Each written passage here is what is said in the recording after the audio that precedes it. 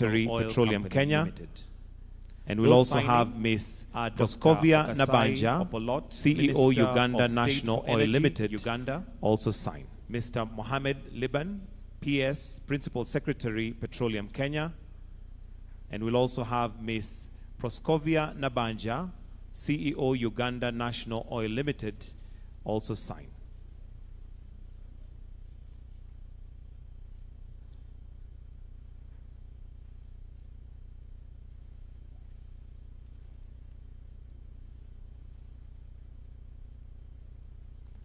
We'll also invite Ms. Proskovia Nabanja to sign, as it's a tripartite agreement.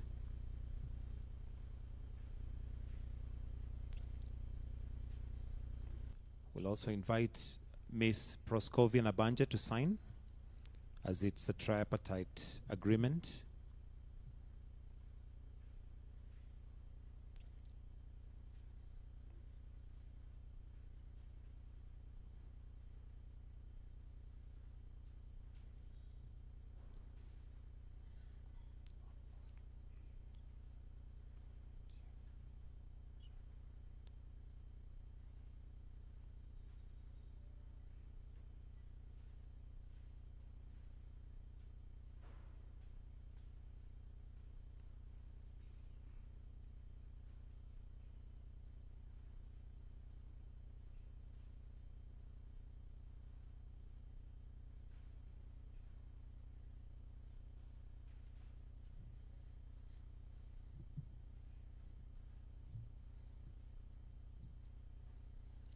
After the signing, I'll request that the three stand with the agreements for a photo opportunity before you proceed to your seats.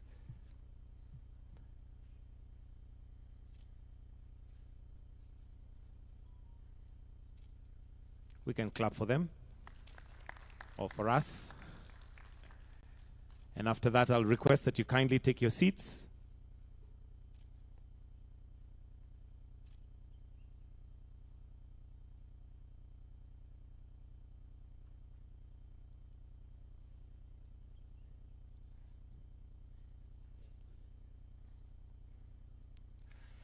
Your Excellencies, at this point, with utmost respect, let me invite you to now proceed with the press communique. Welcome, Your Excellencies.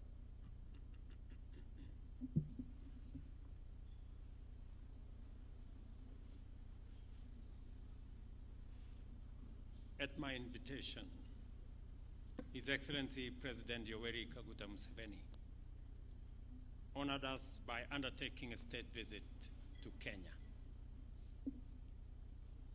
His visit underscores the profound significance we, as leaders, attach to the bilateral relations between Kenya and Uganda, and to our shared commitment to further develop and grow our relations. Kenya and Uganda are firmly united by relations deeply rooted in shared history, culture, and aspirations for regional peace and prosperity. We recognize the importance of maintaining strong bilateral relations and are committed to expanding them for the mutual benefits of our two nations and our two people. I join His Excellency President Museveni in appreciating the significant outcome, signing of the second session of instruments of cooperation held between our two countries. May 12, consequently May 14, 2020. We now have a memorandum of understanding to anchor cooperation between our foreign services institutions which ensure knowledge exchange between harmonization of structures and content. We now have a memorandum of understanding to anchor. We also have MOUs on cooperation of public service and development whose objective is to enhance service delivery by our two public service institutions. We also have MOUs on an MOU to facilitate cooperation in youth affairs has been signed, which enables us to optimize the capability of our two public service institutions. In addition to this, an MOU to facilitate cooperation in youth affairs has been signed, which enables us to optimize the capabilities of our youthful democratic groups by obliging the two countries to implement innovative national policies and programs relevant to young people. Contextualizing that particular MOU is our joint hosting of the Africa Cup of Nations later in 2027 that was jointly canvassed by the 3 East African countries, and the continued cooperation between our countries in sports.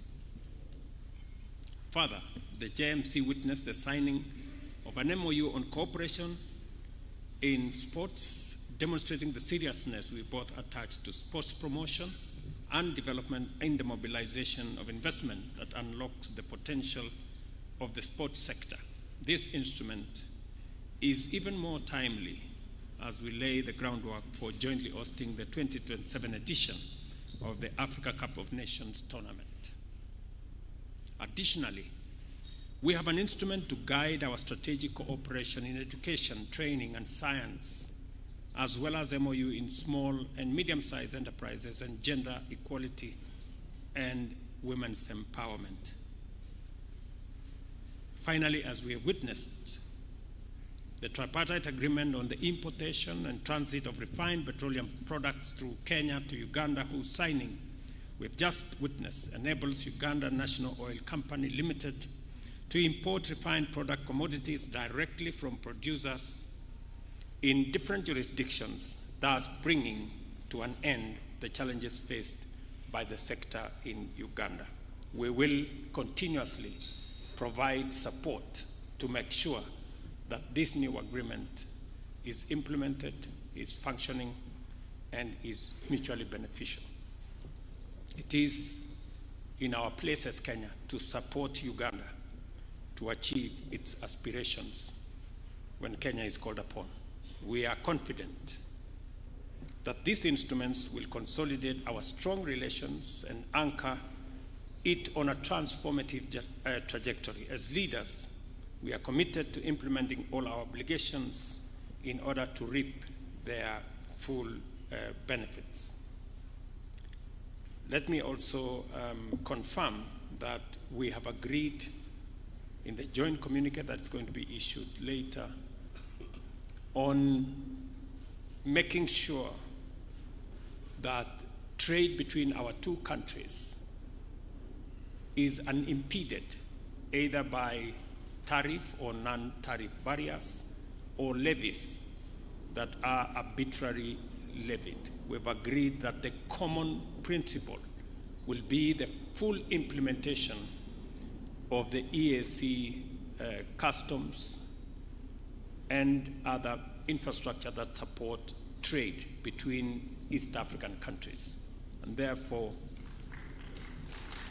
all the issues around rice and juice and furniture and eggs and chicken and sugar and all the other issues are now resolved. We have also agreed that we will now explore jointly the extension of the pipeline from Eldoret to Kampala that will form the conversation in the next joint ministerial committee.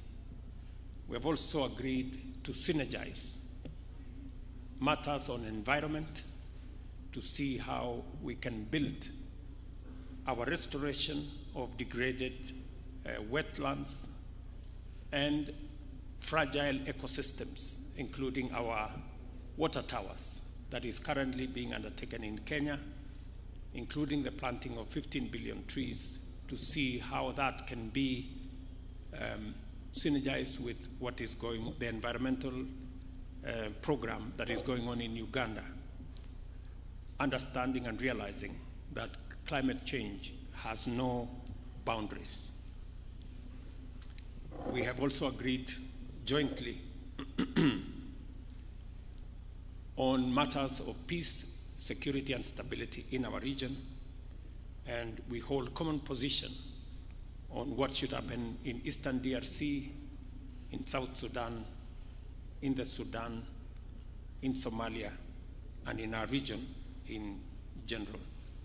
The meeting also emphasized the importance of extending, as I have said, the SGR from Naivasha to Malaba, but all the way to Kampala and DRC as an efficient and sustainable infrastructural artery for the transformation of goods. We have obliged our respective ministers to take joint urgent measures to mobilize resources for the implementation of this regional shared infrastructure and report on progress by the end of this year. As pertains our regional agenda, President Museveni and I appreciated the benefits and power of our close coordination with respect to the East African Community, Intergovernmental Authority on Development, and the Africa Union and other regional organizations, which we recognize as the building blocks for the greater integration of our countries at the continental and international level. I appreciate with tremendous gratitude President Museveni's contribution and selfless dedication to building a robust East African community and transitioning it into a federation of shared vision and values. I have also expressed to His Excellency the people and the government of Uganda the appreciation of Kenyans from all walks of life for Uganda's endorsement of the Kenyan candidate for the position of Africa Union Commission chairperson, and assured him of our full confidence that our candidate will deliver effective leadership at the Commission. We also shared our concern about the threat of terrorism and insecurity in our region and affirmed our commitment to strengthening regional peace and security approaches and programs. Kenya will continue to consult and work closely with Uganda in addressing security challenges in our sub-region, including in the Sudan, South Sudan, Somalia, DRC, and elsewhere.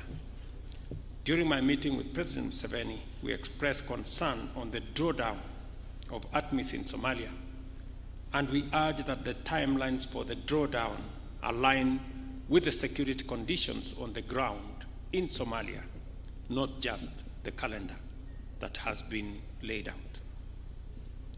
Before I conclude, let me reiterate that President Museveni's visit underscores the enduring bonds of friendship and partnership for peace and development between Kenya and Uganda. As we continue on this journey of cooperation and solidarity, we have used today's visit to reaffirm our commitment to do even more together for the greater good of our nation, our region, and our continent. We have also agreed on the border issues that have been of concern to border communities, and shortly we will be visiting those regions with a view to bringing the communities together.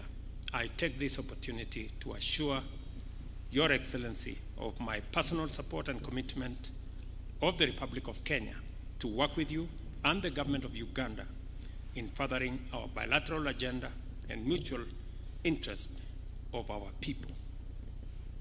Finally, I wish you, Your Excellency, and the great people of Uganda our best wishes for prosperity in Uganda and in our region. Asante sana, mzee, karibu.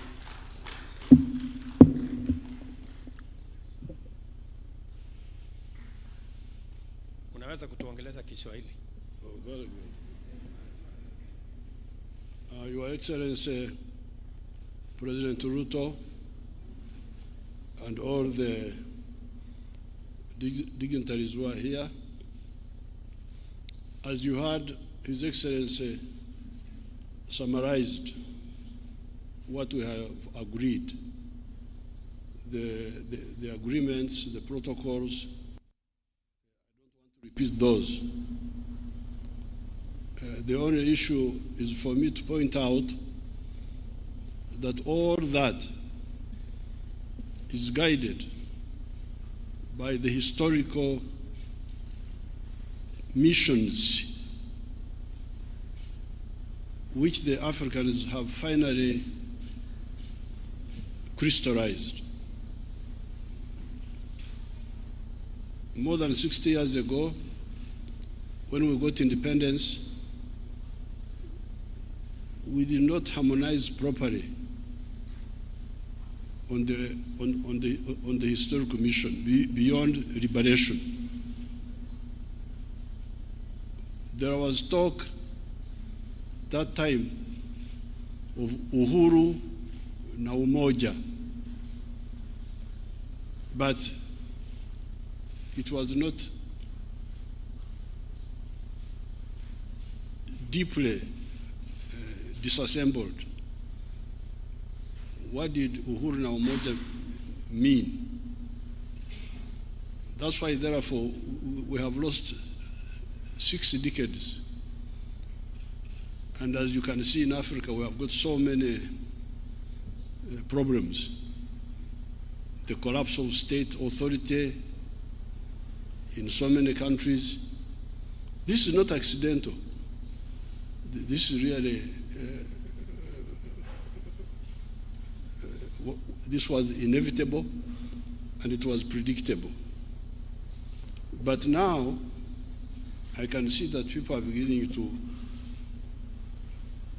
a cluster of actors, including His Excellency President Ruto and other actors, are beginning to see the way forward. And really the historical missions, according to we who have been in this for long, after many years, as a student movement, as a liberation movement, we detected those three historical missions. Historical mission number 1 is prosperity. How do you create prosperity for people? When we studied this, we discovered that you could not create prosperity through aid, that somebody else is aiding you, and you think you will create prosperity. And we discovered that you could not create prosperity by abstaining from the modern economy, because part of the problem in countries like Uganda, which are endowed with a lot of natural resources, is that many people were outside the money economy. I was telling His Excellency that even as recently as 2013, 68% of the Ugandans were outside the money economy, in what they call subsistence economy, just growing food, eating and drinking alcohol, no earning money. And the danger is that the richer the countries are in natural resources, like for instance,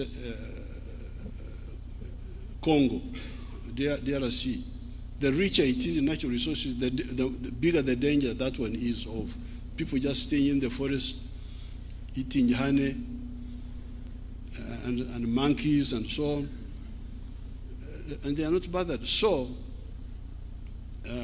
in our analysis, we said no, we must create prosperity in the modern way by everybody joining the money economy. And when you join the money economy, you produce a good or a service which you sell. And if you sell it persistently, you will get prosperity. Now, if that is the case, then it raised another question. Who buys what you produce? Do you have got enough buyers? This is how the question of the soko comes in. Nani atanunua bidhaa zako kwa wingi na kwa muda mrefu na kwa hakika? So that's why, therefore, the Africans, you can go and check, the Africans having slept from 1958, 1955, 1957, when Ghana got independence, In 1980, when they met in the Lagos, what they call Lagos Plan of Action, they identified this. They said Africa needs to organize the market of Africa to integrate it. The fragmented market of Africa will not help us. That's how they evolved. In 1980, you can see almost more than 20 years since independence. This was the first time they started talking about the economic integration as a stimulus for creating prosperity. So therefore, when His Excellency invites me here and we meet here, and all these agreements we have agreed, they are consolidating that point of ensuring the prosperity of our people by assuring them of a reliable, big market.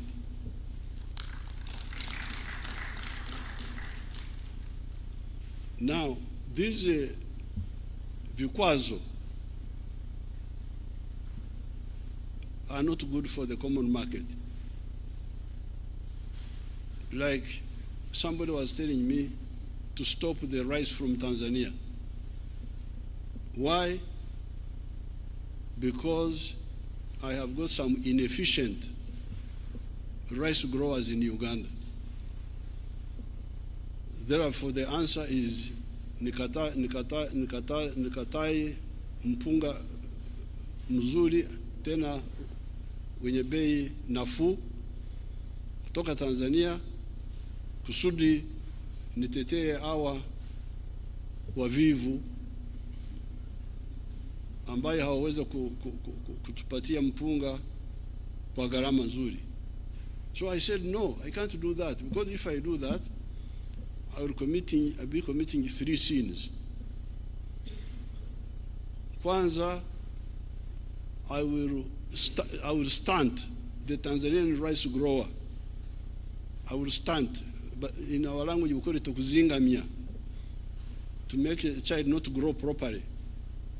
So that Tanzanian rice grower will now no longer grow as much as he would have done, because if he gets a market in Tanzania on merit, he gets a market on merit, not because he's protected, because he's cheaper. He gets a market in Tanzania, he adds the one of Uganda, he adds the one of Kenya, he has got enough market to help him grow and grow and grow and grow and grow and grow. So if I block him, that opportunity, I have killed it. But secondly, I am punishing the Ugandans to be forced to buy expensive rice on behalf of the inefficient Ugandan rice growers. But thirdly, I am also okulemaza. If you understood our Bantu dialects there, okulemaza is to cripple, to render disabled somebody, my own rice growers, because if I protect them, they will not struggle to become efficient. They will just rely on my protection and continue being inefficient. So na wao nitawaua kwa kuwabembeleza na kuwapa soko ya bandia, give them market when in fact they don't deserve to be in the market. So when a child is growing up in our tribes there, and the child is beginning to stand up, they stand up and fall down. So in our tribes there, in Baganda say, Bagamba watia Baganda, tengerera, tengerera, tengerera. The child is standing and falling. You encourage him to stand up. You don't say fall down and stay there. I don't know how the Waswahili and our Kikuyu here say that. When the child is young and trying to stand up, you say you encourage him to continue standing. You pray standing. So I don't want to mislead my inefficient. For instance, the sugar growers in Uganda, they are inefficient. because they are growing sugar on a high altitude. Uganda is a high altitude. It is more than 1,000 meters above the sea. And apparently, sugarcane does not yield much sugar when it is in a high altitude. It yields sugar better when it is near the ocean.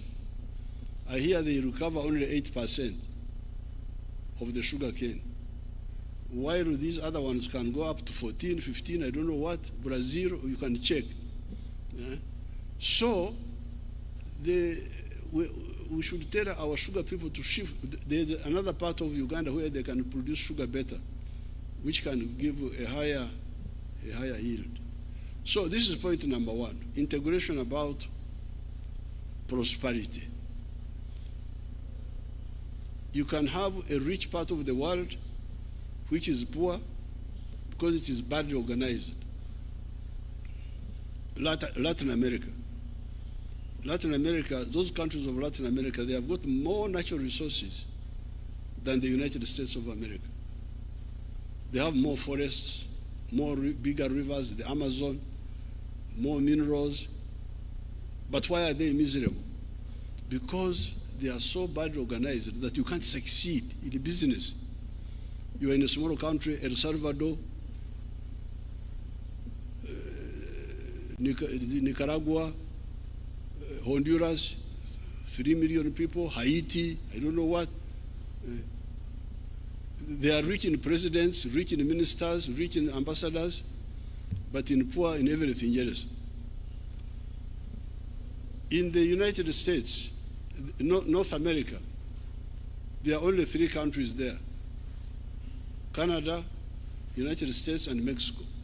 The whole continent, only 3 countries. Latin America, I don't know how many there are with the Caribbean. They are as rich in countries as us. Even here we are rich in countries, the Republic of this, Republic of that, but poor in everything else. So this integration is to fight the battle of prosperity. You should understand this. Because if somebody is efficiently producing something, and we support him, he will grow and grow and grow and grow and grow.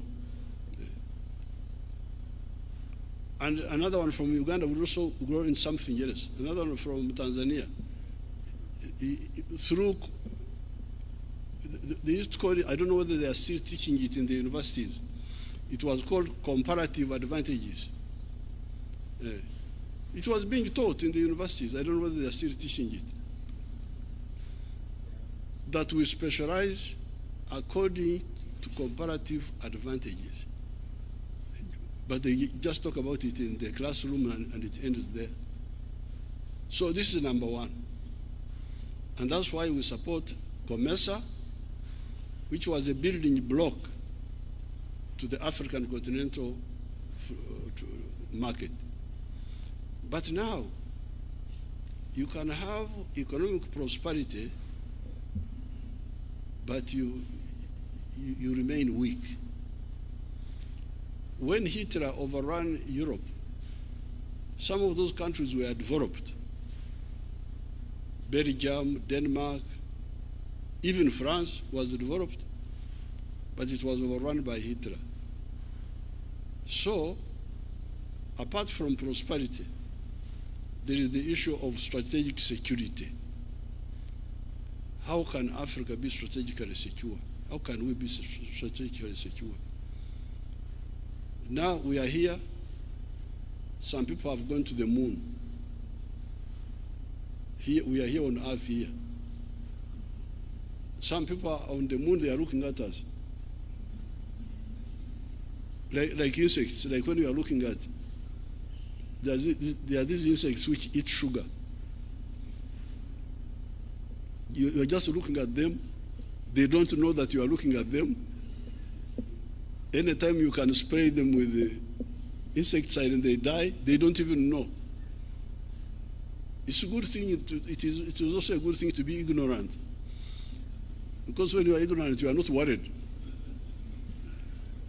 You can die comfortably. But how can we have this imbalance? The Americans have gone to the moon. The Russians went there. The Chinese have gone. The Indians have gone recently. We are the only ones here now. But now the question is, can Uganda afford to have a space program which takes us to the moon, even if we are a developed country? Because UK is a developed country, and France, but they have not been to the moon. They are still here with us. UK, although they are here. Now, it is the newcomers, like the Indians have gone to the moon. So that's why we said in our movement, we say, you people, apart from economic integration for prosperity, you need to address with the issue of strategic security. And the only way you can do it is through political integration. Because even if you are a common market, the army is not one. You don't have one army. Each one has got his small army there. And that's why, therefore, in the case of East Africa, because you may say, if you wanted economic integration and you created COMESA, why did you then revive the East African community?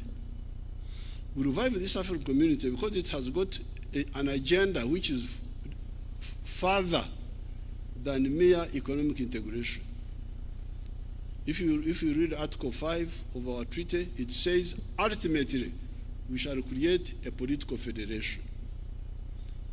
So therefore, for the EAC, our ultimate target is one authority, one government for East Africa.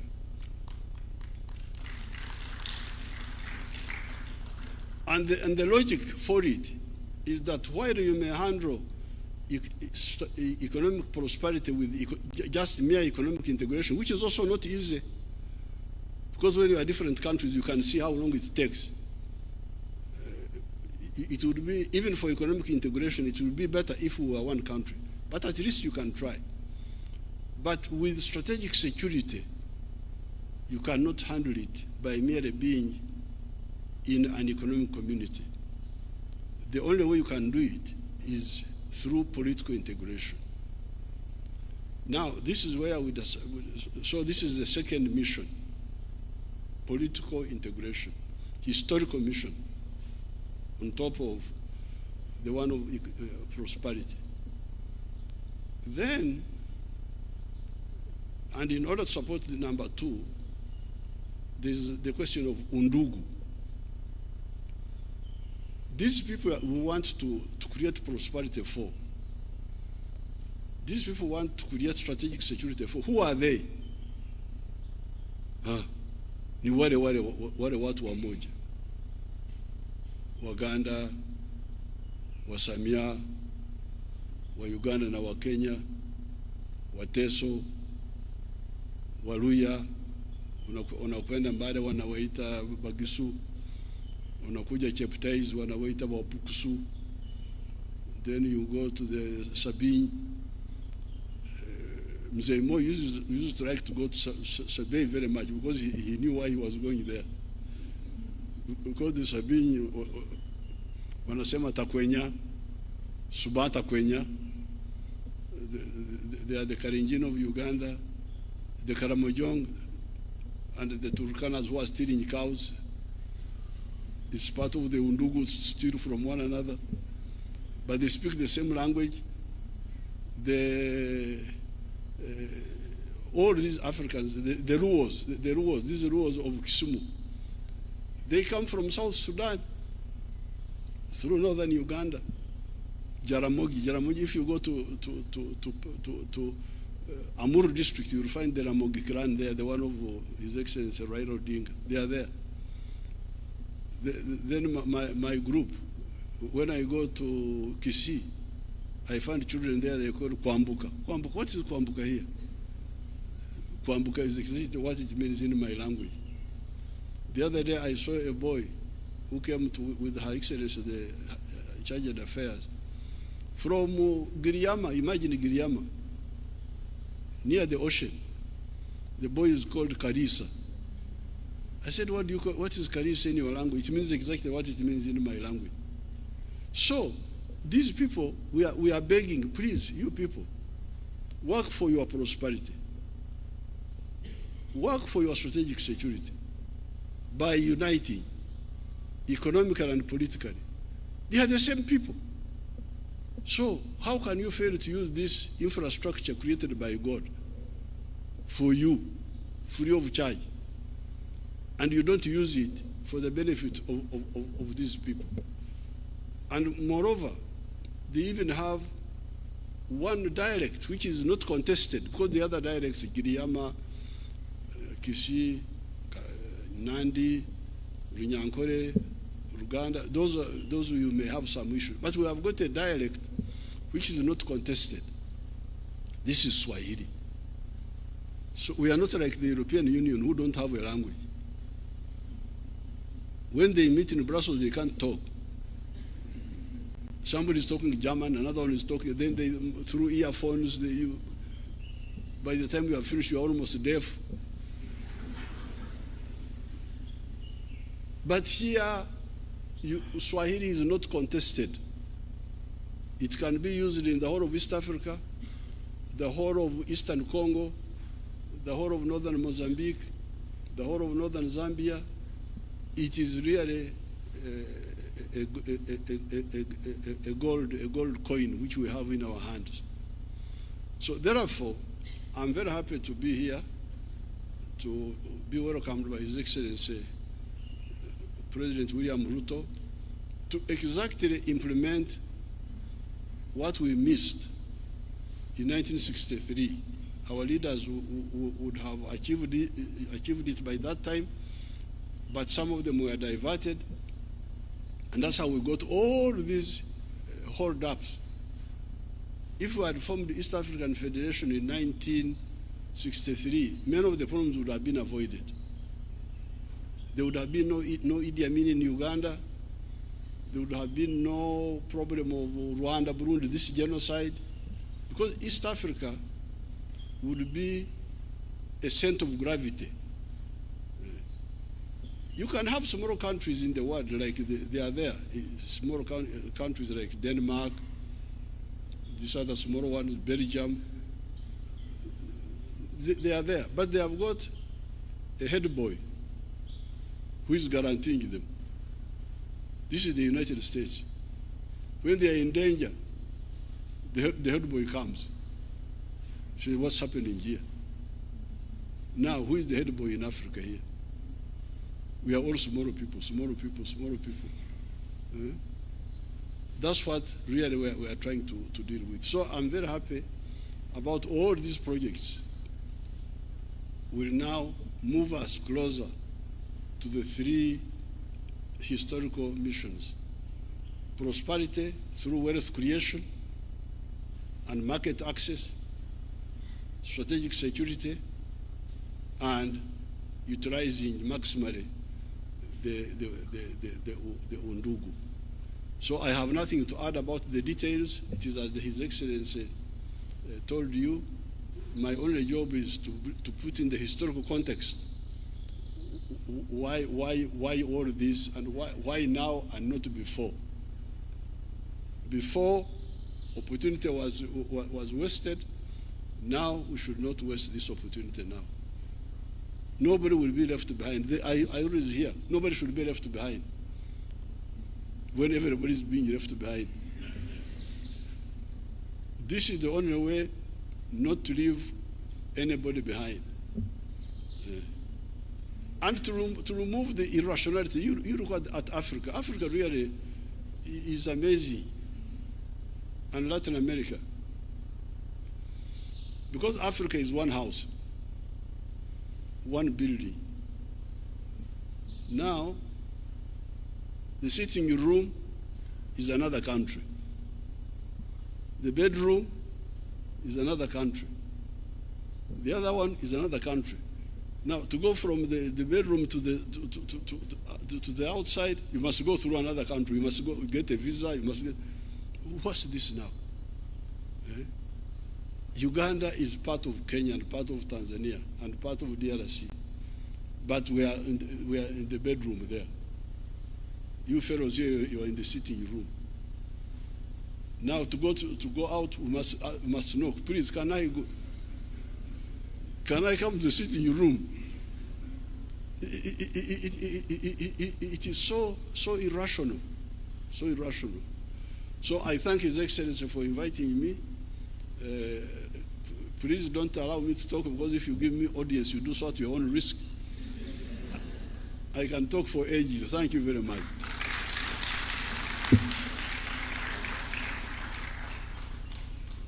Thank you very much, Your Excellency.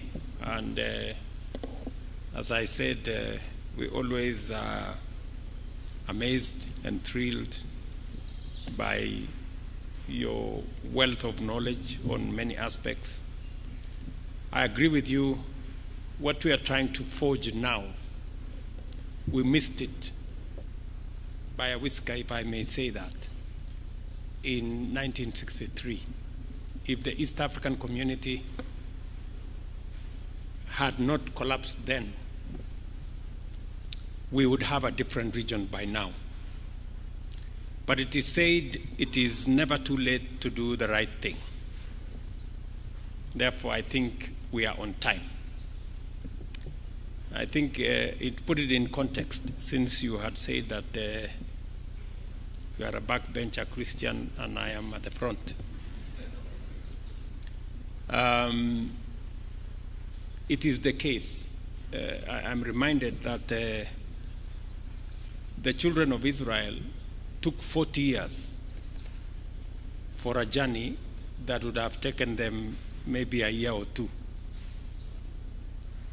So we may have taken 60 years, but I think we are now going to get it done shortly, and to consolidate the EAC into what we all want it to be. So thank you very much, and thank you very much, everybody, for participating. Asante sana mzee. That brings us to the close of this session.